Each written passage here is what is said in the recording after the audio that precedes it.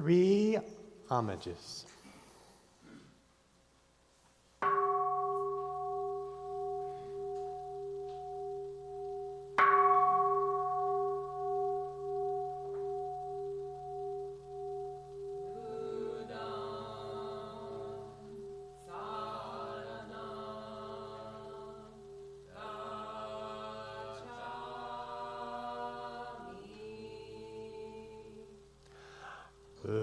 Buddham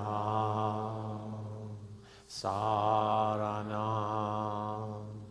gacchami.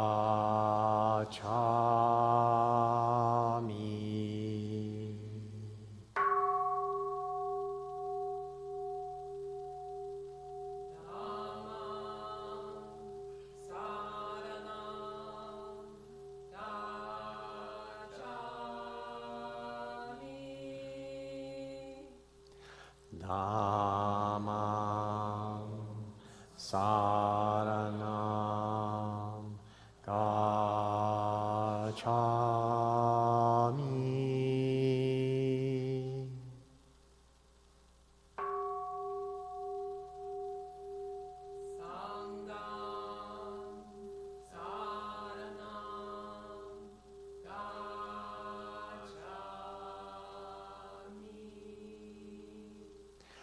Sangam saranam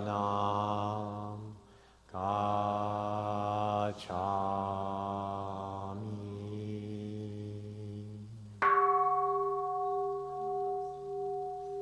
Namo.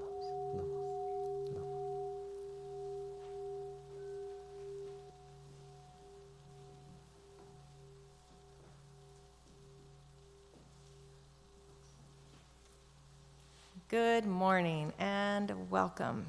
So wonderful to see all of your beautiful faces this morning. Just fills my heart to see the temple full of Sangha members and new faces. It's wonderful.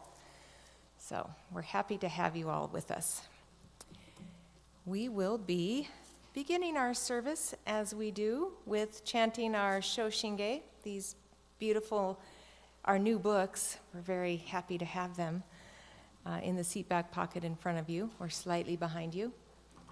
And this Shoshinge was written by our lineage founder, Shinran Shonin, 850 years ago in Japan. And it comprises and compresses all of the Pure Land teachings into one beautiful poem. And the teachers span from India, China, and Japan. And so we chant this every time we gather so that this teaching flows onward, because it's very important that it flows onward. And it's still very relevant today. So also, if you're new, I need to point out that the Shoshinge is chanted in traditional vertical columns, so from right to left, top to bottom, just in case. And if that seems a little too hard, there's a translation at the bottom, and you can read that, or just close your eyes and enjoy the beautiful voices of our Sangha. Last time when our high priest was here and all the priests together from Japan last month, they were so impressed that our Sangha could chant Shoshinge, because it's quite unusual, and especially in America, for Sanghas to chant Shoshinge. Usually it's just like once a year for special occasion, but you can't really learn Shoshinge if you chant it once a year. So that's why we chant it every time. So as we multitask chanting Shoshinge, we offer incense at our Oshoko altar. And the incense is in gratitude to the infinite wisdom and compassion of Amida Buddha that supports us every day, 24/7. So please come and offer incense in gratitude to a dear teacher, to a parent, or to Amida Buddha, and just soak in the gratitude. Okay, thank you very much. Namandaps, namandaps.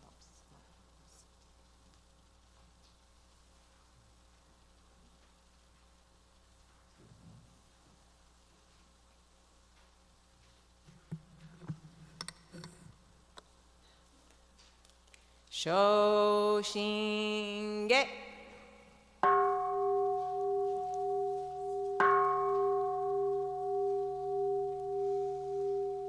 奇妙無量寿如来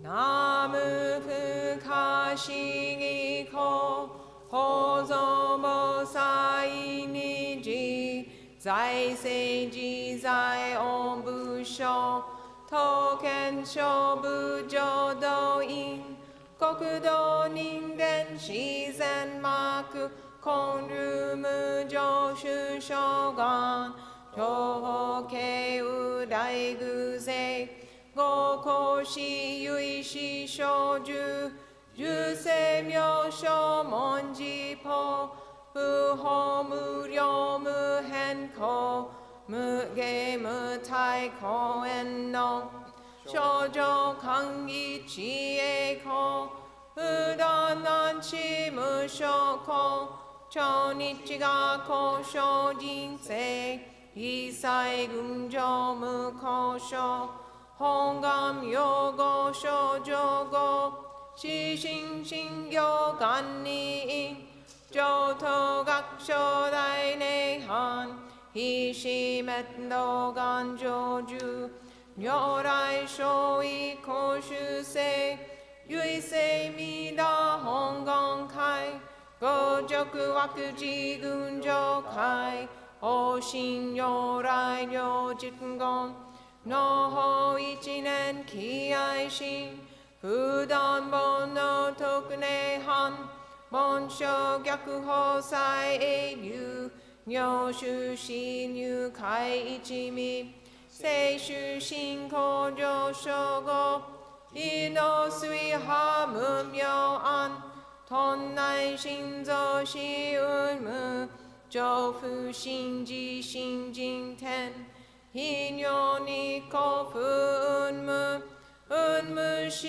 下妙無暗逆心謙虚大狂気即応超税合悪手一切全幕本部人門心如来偶税願仏言広大小芸者税人妙分大理系弥陀部本元年部邪見教満悪主上信行十字人に難中死難昔インド祭天四論芸中華自治義士こそ現代諸公正所意妙如来本税大き釈迦如来両合戦一種五妙難天軸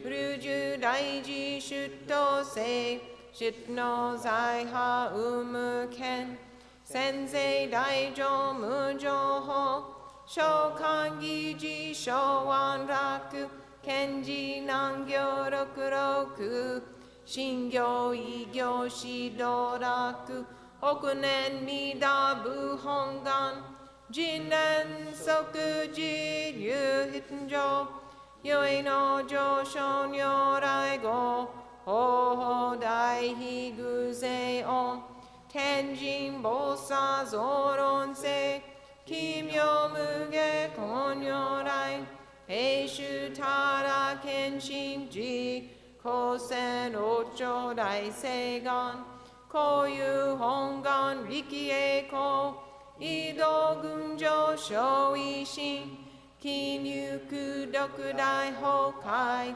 一脈入大永収集特使蓮華造世界即小信用法小心有本の人間人図入賞自音自王下本自動乱両天使上高乱小菩薩来三蔵如是十上教本書専業気楽法天神菩薩論中下報道因果見世願方言栄光ゆたりき少女死因唯新人惑前本部新人法承知承知即内藩必死無料公明道小雨修上開封系同社継承道南省唯名浄土活入万全寺力変言宗円満特語感染症三風三神慶音言増魔法明道非因一生増惑地偶税思案妖怪称名化全道六名無償意法愛上三女逆悪公明明語権理念介入本願大智慧行者小樹金剛心狂気一年総合用意大と逆三人即所法所市上楽原神公開一大教変気安養管理祭先祖出身反戦人法家二道小弁流極十悪人唯勝部外薬剤非正集中煩悩証言随不見大非無権上昇が本次元空妙仏教連民全幕本部人新宗教書後編集戦弱本願具悪性現代生寺林伝芸平地義上位小子即入弱上無意楽非知信寺にのんゆく兄弟自主死と上妻無変極辱悪同族自主愚道心唯過心死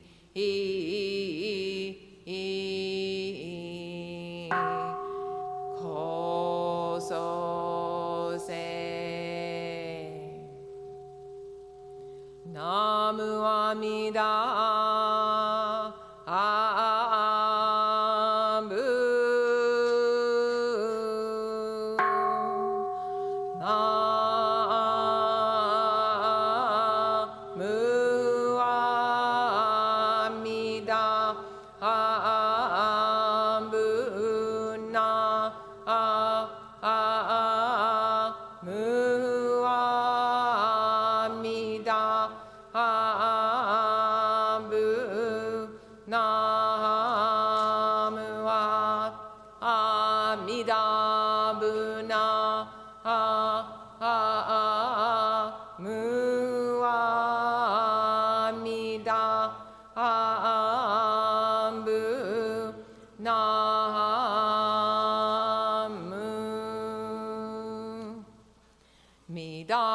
丈夫のこの方は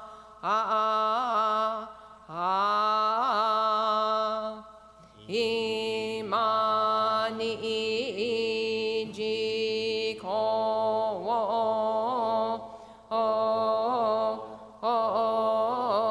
へたまえ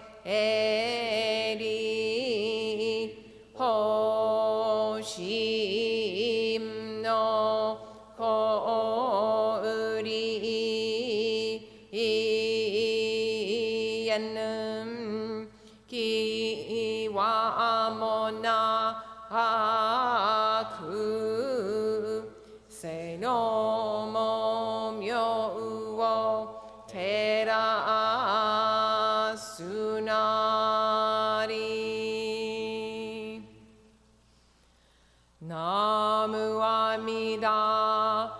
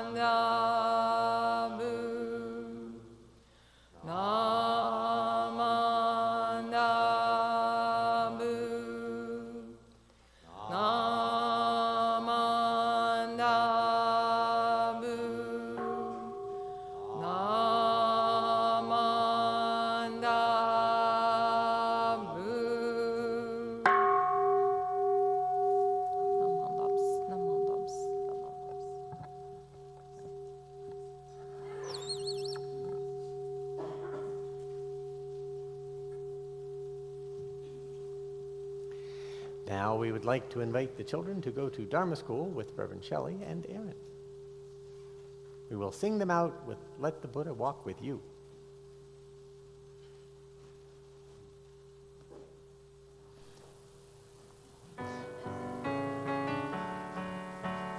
Let the Buddha walk with you. Let the Buddha walk with you. Let the Buddha walk, just walk. Let the Buddha walk with you. Let the Buddha walk with you. Let the Buddha walk with you. Let the Buddha walk, just walk. Let the Buddha walk with you. Let Let the Buddha walk with you.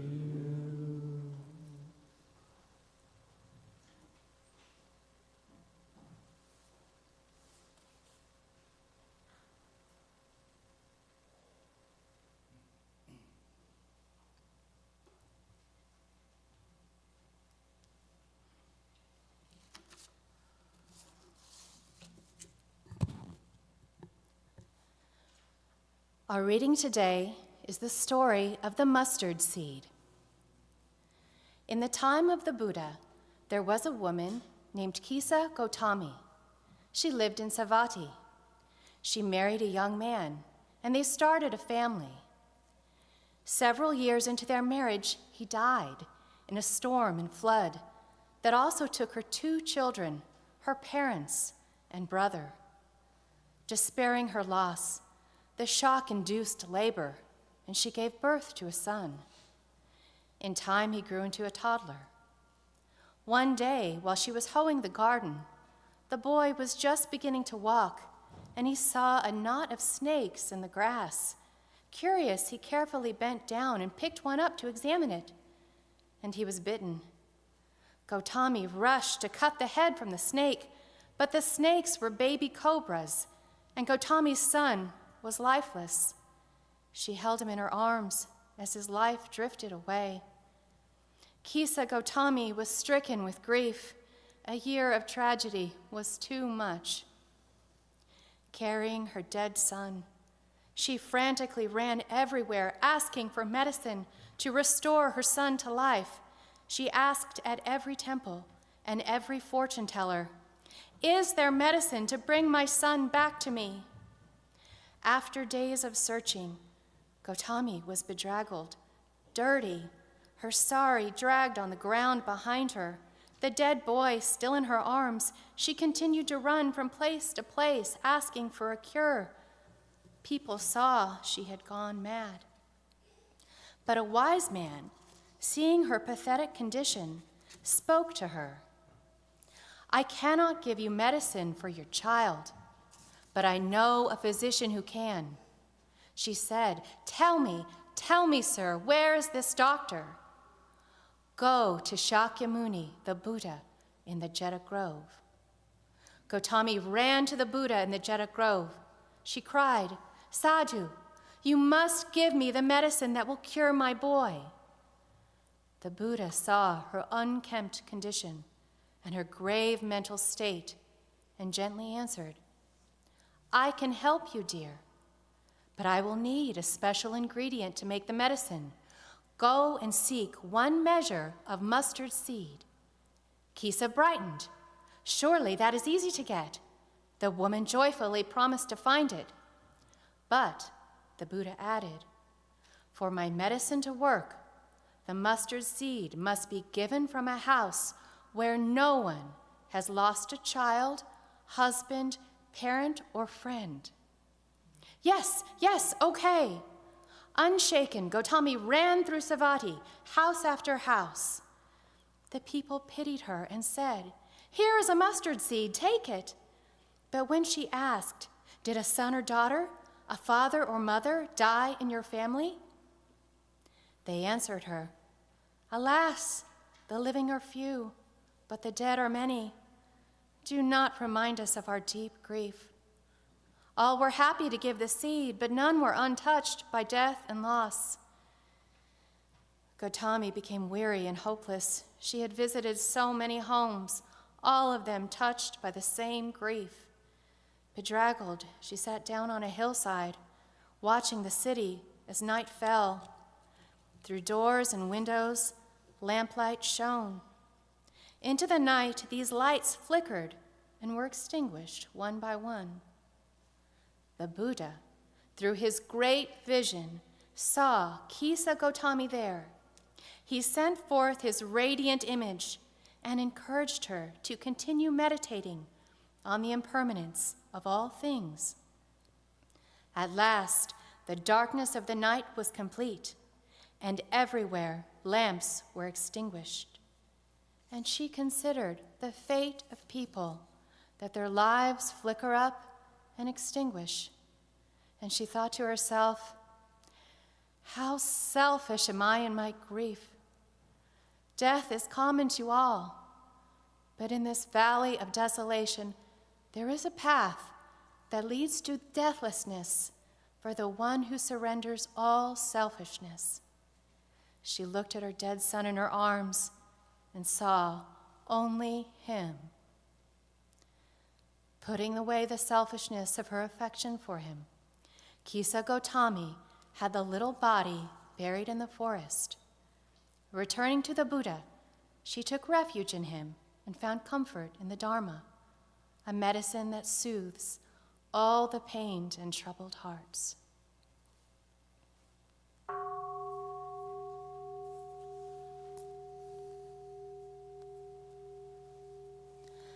We will now have a few minutes of meditation accompanied by chanting. Please stay quiet, meditate, or chant along as you are comfortable.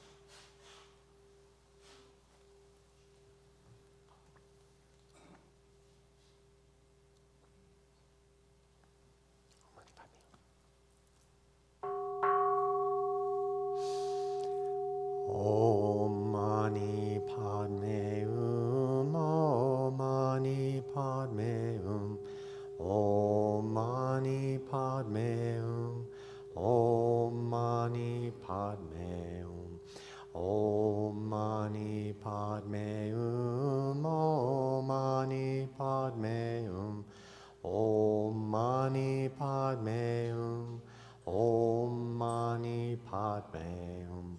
Om Mani Padme Hum, Om Mani Padme Hum, Om Mani Padme Hum, Om Mani Padme Hum, Om Mani Padme Hum, Om Mani Padme Hum, Om Mani Padme Hum, Om Mani Padme Hum.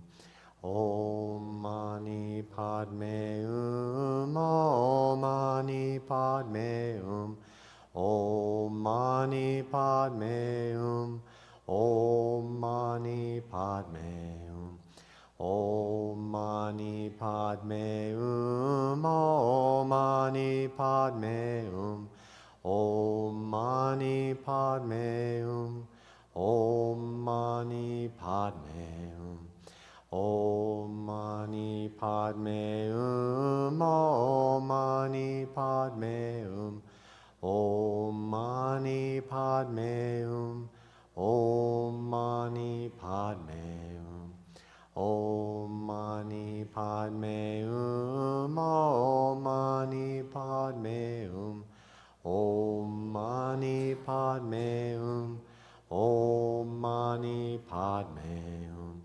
Om Mani Padme Hum, Om Mani Padme Hum, Om Mani Padme Hum, Om Mani Padme Hum, Om Mani Padme Hum, Om Mani Padme Hum, Om Mani Padme Hum, Om Mani Padme Hum. Om Mani Padme Hum, Om Mani Padme Hum, Om Mani Padme Hum, Om Mani Padme Hum, Om Mani Padme Hum, Om Mani Padme Hum, Om Mani Padme Hum, Om Mani Padme Hum. Om Mani Padme Hum, Om Mani Padme Hum, Om Mani Padme Hum, Om Mani Padme Hum, Om Mani Padme Hum, Om Mani Padme Hum, Om Mani Padme Hum, Om Mani Padme Hum. Om Mani Padme Hum, Om Mani Padme Hum, Om Mani Padme Hum, Om Mani Padme Hum,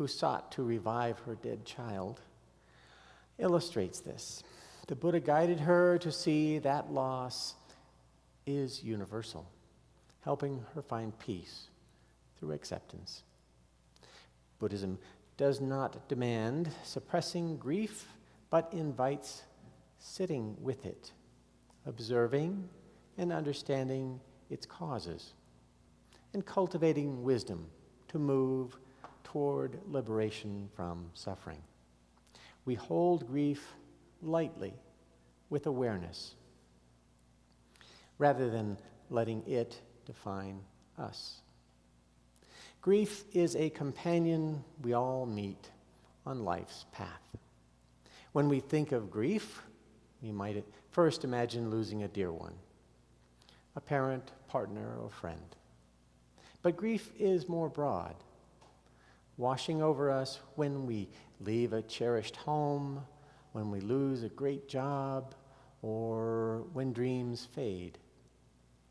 Like waves in the ocean of life, sometimes they're gentle, lapping at our hearts. And sometimes grief crashes in, pulling us into an abyss. In Buddhism, grief is not something to fear or push away. It is a call, a tender, urgent invitation to turn toward the Dharma, to entrust our hearts to Amida Buddha's boundless compassion, to rest in the light that embraces us just as we are, tears and all.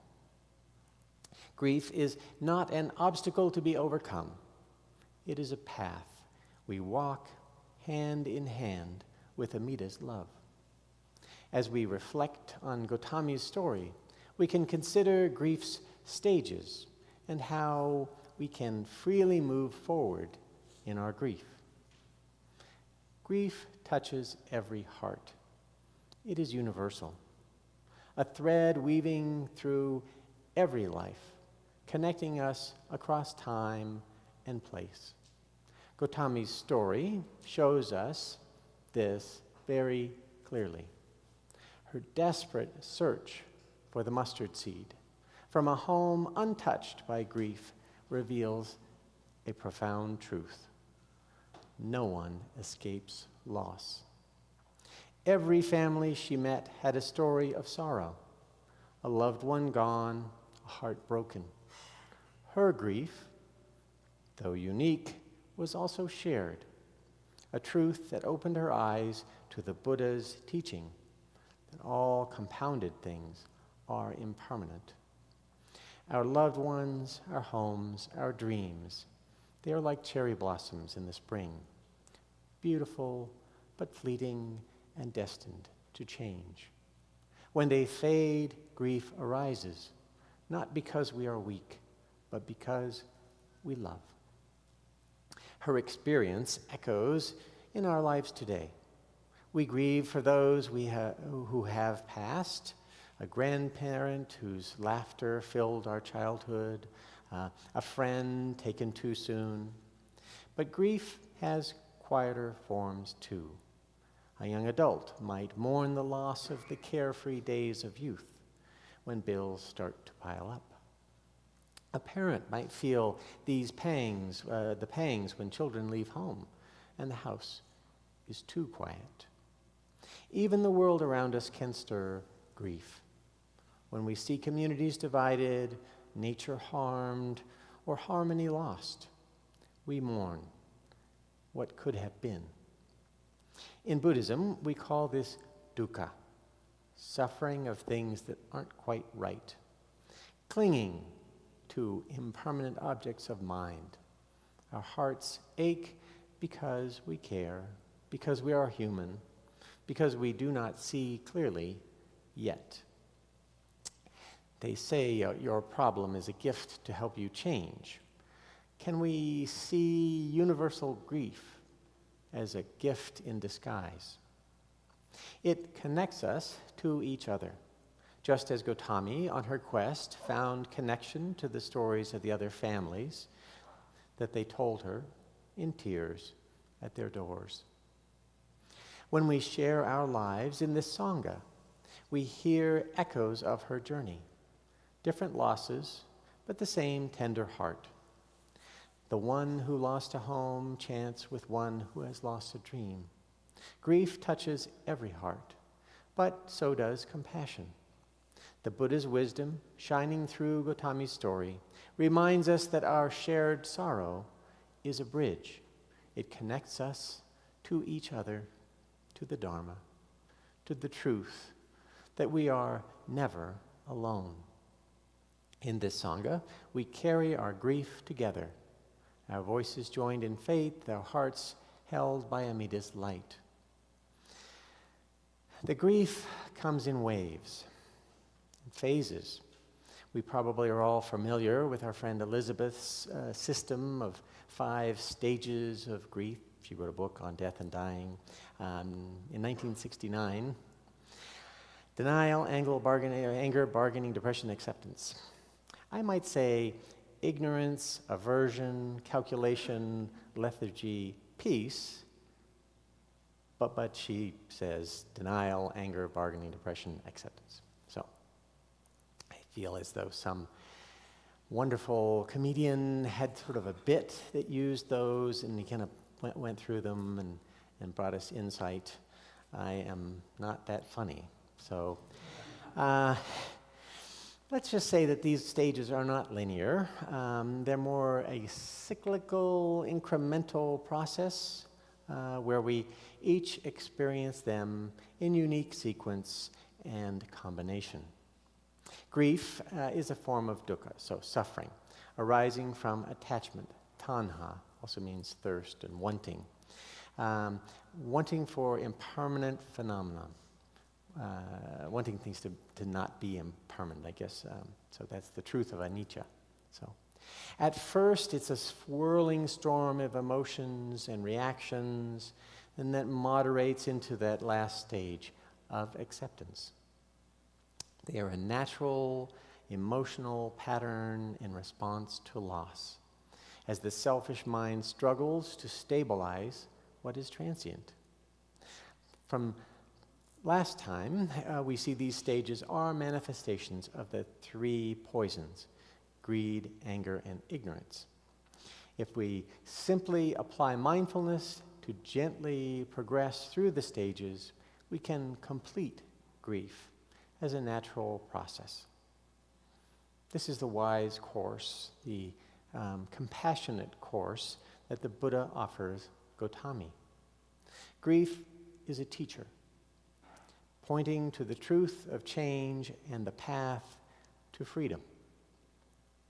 We all start with that first stage, denial. They can't be gone. This can't be happening. That's the first thing we feel. It's kind of active ignorance, moha, Mara's daughter.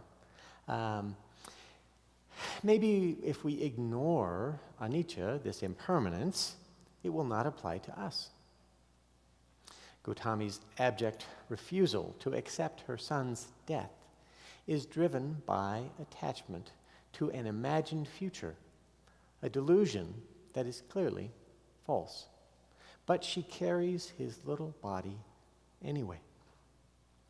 For days, denial intensifies dukkha by resisting reality, creating a mental barrier to the truth. She loses her mind. As the Dhammapada teaches, all conditioned things are impermanent. When we see this wisdom, we turn away from suffering. In quiet meditation, we can watch thoughts of denial arise and pass, recognizing them, too, as impermanent. They are just thoughts. Active reflection on interconnectedness help us soften these bouts of denial. See the loss of a loved one as part of a larger web of life, recognizing their karma has taken them onward to their next adventure. Then comes anger, dosa, Mara's daughter. She says, no, this can't happen. It's not fair. Rooted in aversion, Mara's daughter Dosa, our attachment to how things should be is externalized as rage against reality, projecting blame onto others, ourselves, onto life itself. Anger is outwardly expressed dukkha, fueled by illusion, the illusion of a stable life and the self. We violently demand control. Gautami's story shows anger in her cutting the head from the snake and her crazed, frantic search for a miracle cure. We approach or heal anger with loving kindness, metta.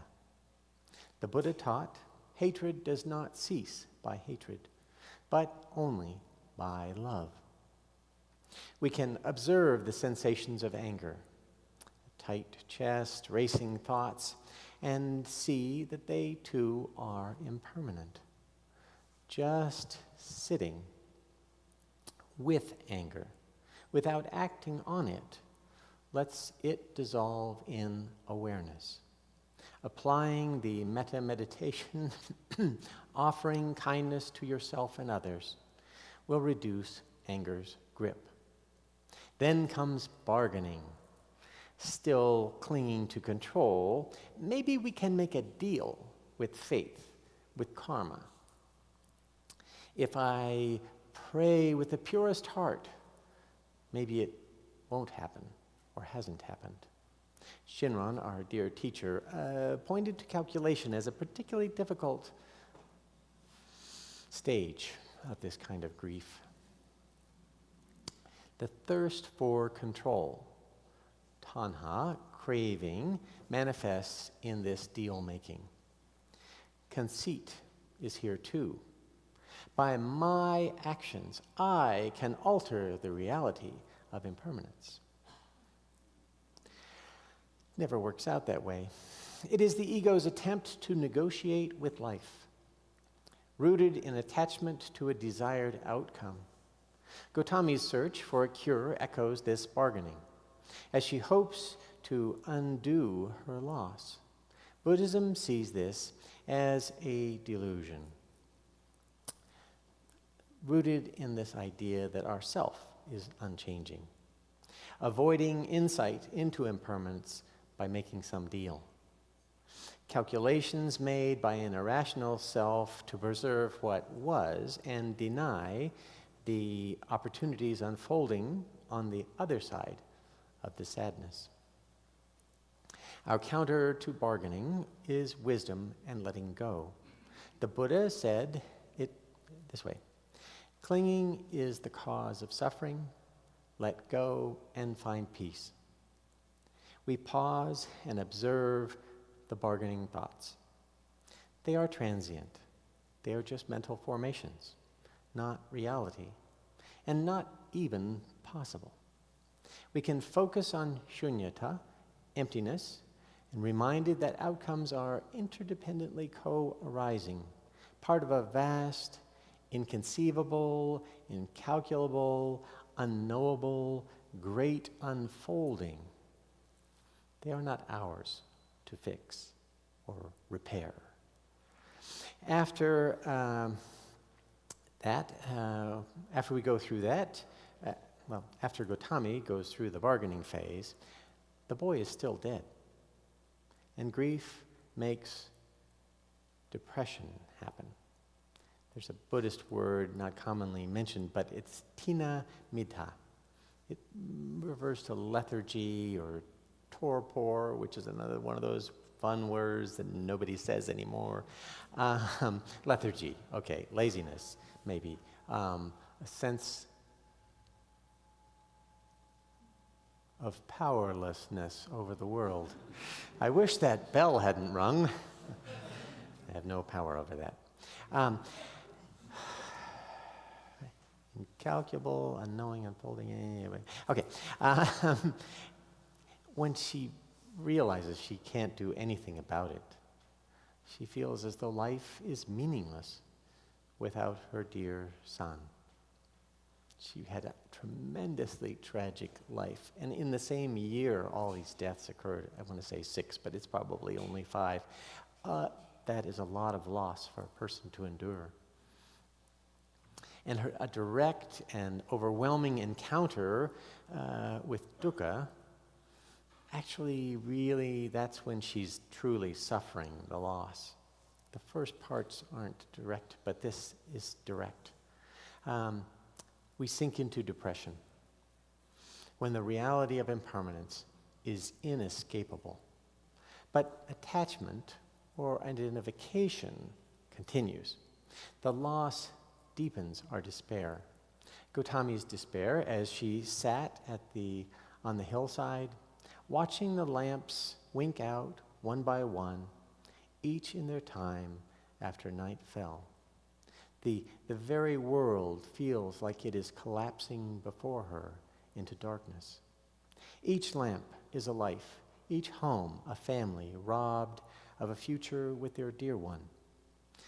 We view depression as a valid response, not a flaw, but take care against clinging to it as a fixed state.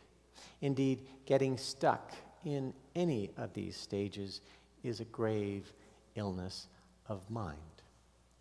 I say that, but getting stuck in acceptance is perfectly fine, but the other 4 are not good.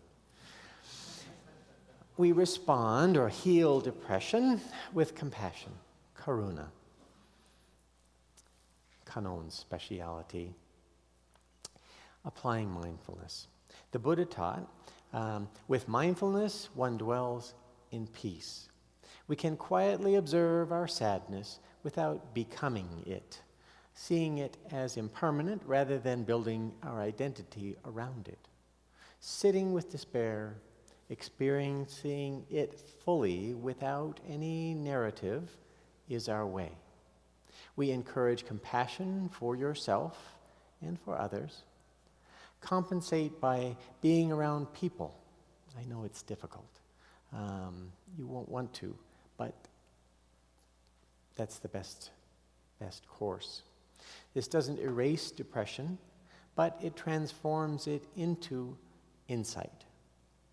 And the last stage Gautami reaches is acceptance, embracing impermanence, coming to terms with loss, accepting and understanding that you are going to be hurting for some time, and that in accepting awareness, you can help others with their losses, embracing the Buddha's wisdom that anicca and anatta are real.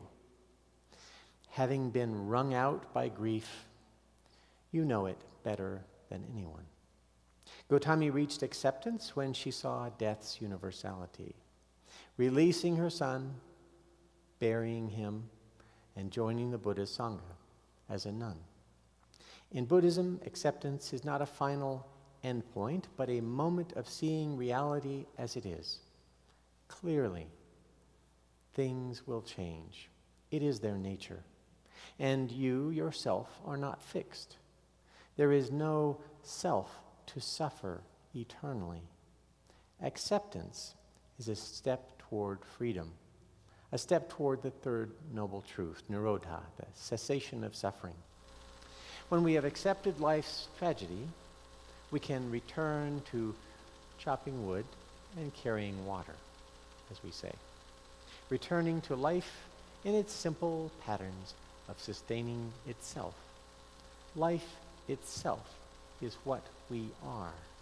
Amida Buddha is that infinite life. The Buddha said, seeing clearly things just as they are leads to freedom, to nirvana. Accepting the loss as natural, acceptance arises spontaneously, naturally, which is jinen, the great unfolding of itself. We recognize compassion supports acceptance by connecting us to others. Every one of the families whose door Gautami banged on deeply wanted to help. And not by offering the mustard seed, and by not offering the mustard seed, They did help. Her loss was personal, loss and part of a universal suffering as well. Acceptance becomes a sustained, dynamic practice, not an obstacle to eliminate, allowing grief to coexist in peace. Amida holds us in our sorrow. Amida Buddha holds us never to be let go, more so in our sorrow. No matter how heavy it feels, we are held. Gautami came to the Buddha with a heart-mind shattered by loss. Her hope clinging to the impossible, seeking a cure for death. The Buddha didn't turn her away or demand that she be strong. He met her with kindness, offering her a way out of grief, guiding her to see impermanence as a truth that opens us to compassion. When Gautami realized no home was free from death, her grief did not vanish, but it softened, held in the Buddha's gentle presence. She found a refuge, a place to rest her pain. In Shin Buddhism, that refuge is Amida Buddha, whose primal vow promises to embrace us just as we are, a wise, compassionate embrace. Strong, loving arms hold us and transform our grief. In our Sangha, we chant together. This transformation comes alive.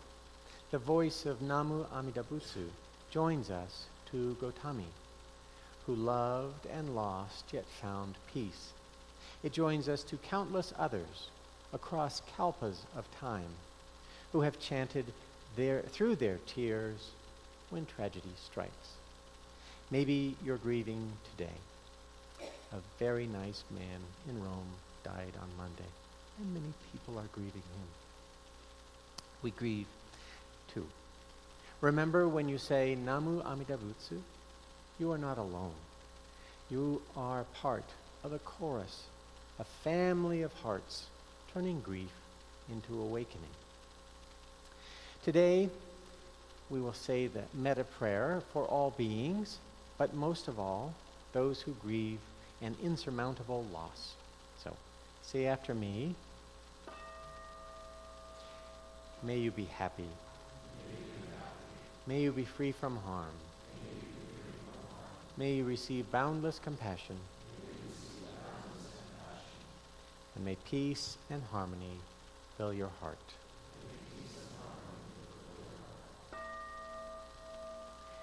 Namu Amida Butsu, Namu Amida Butsu, Namu Amida.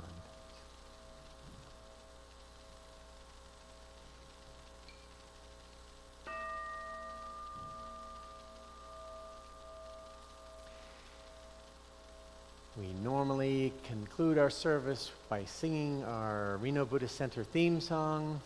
If you would stand, it's on page 48 of the new service book.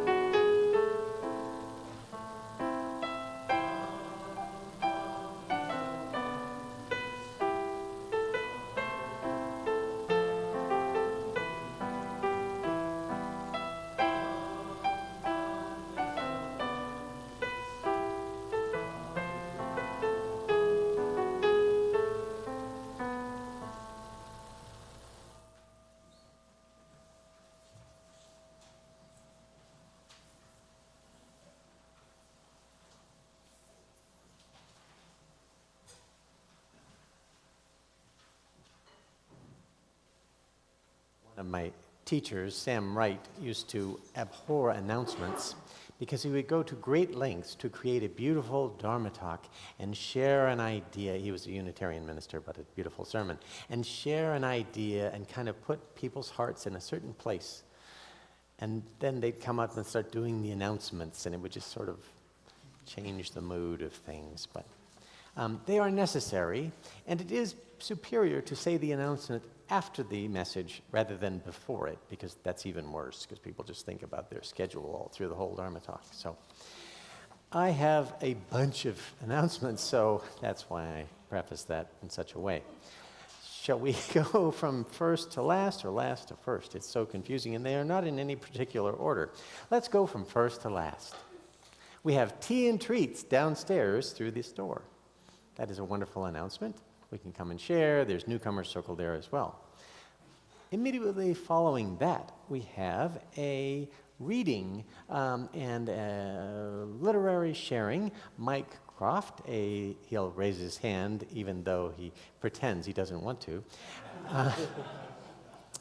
wrote a book, and he's going to read some of it and share the thoughts and ideas around it downstairs in Roma Hall after tea time. That's 2 announcements down. So please come and participate with that. Now I have to do the math to figure out what the next announcement is. I have already failed.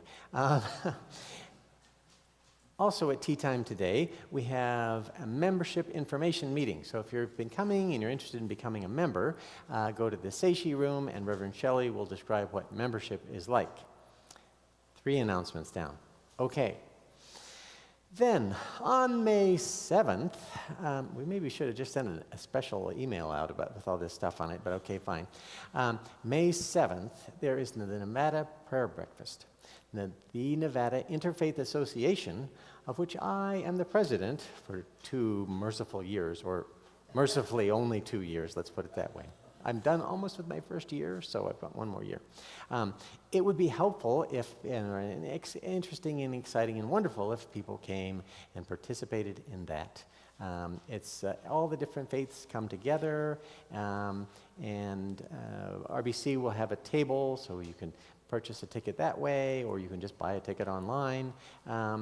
Bring friends who are maybe of different faith groups, and kind of be there together and share and reflect on it. It will be interesting.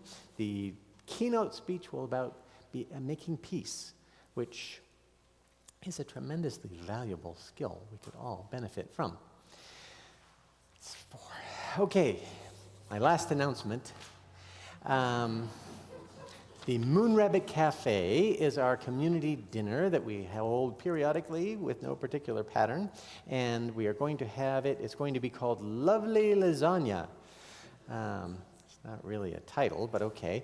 And it will be on May 17th, a Saturday night, and you can volunteer to help and put that dinner on, and certainly come for dinner and everything. We will have these flyers available. They're not printed yet, so at the next service we'll hand them out and have people post them and everything. That is so many announcements, I've forgotten what else I'm supposed to do, so thank you very much.